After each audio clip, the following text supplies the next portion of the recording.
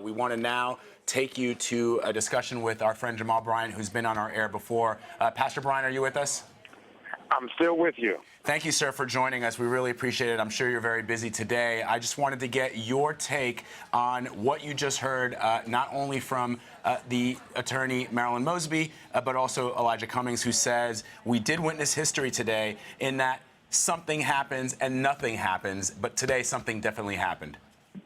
It is amazing. It shows you how broken and jaded the system is, that we as African Americans have to celebrate the process actually working.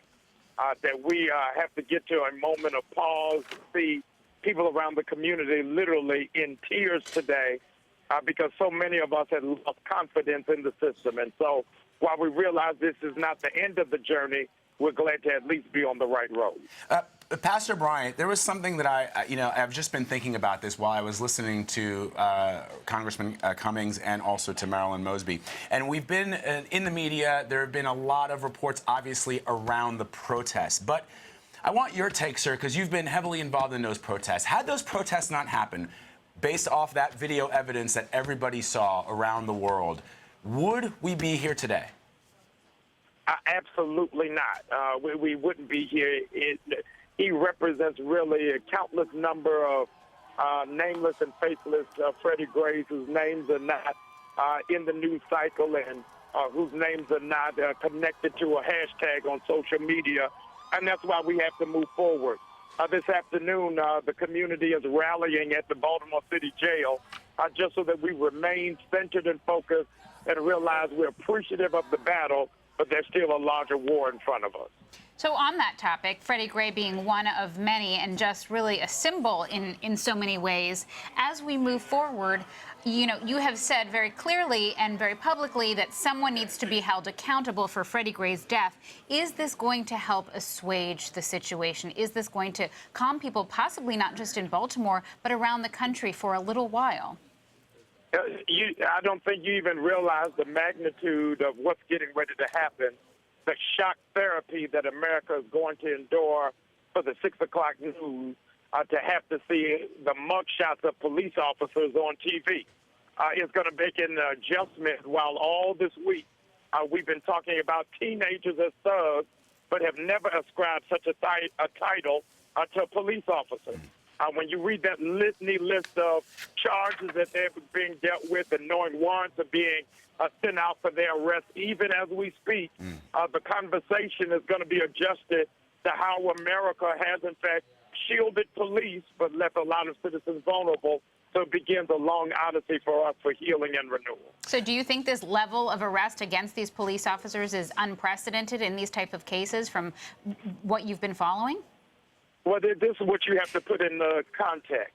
The average protest is somewhere in the orbit of 17 years of age, and as a consequence, they've not seen judicial victory.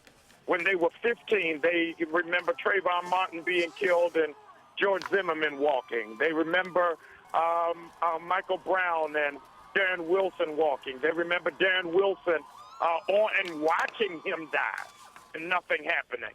So this, for them, is their first seminal victory. Those are part of the older generation can look at the integration of lunch counters and having the right to vote and integrating schools.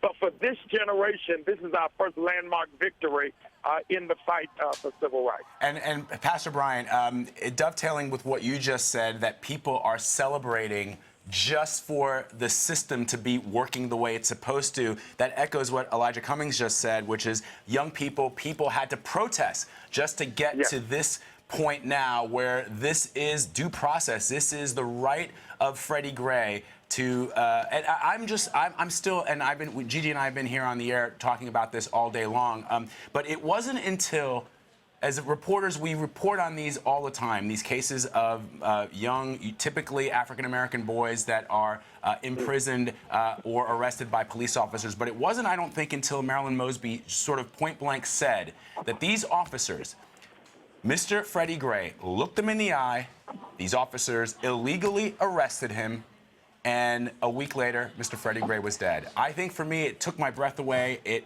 I'm just at a loss, and I'm just wondering, sir, if you can put that into context for us, for the young men not just in Baltimore, but across the country? What you have to put in historical context is a lot of people believe the civil rights movement started with Dr. King. It did not. The rise of the civil rights movement came in tandem of the rise of television.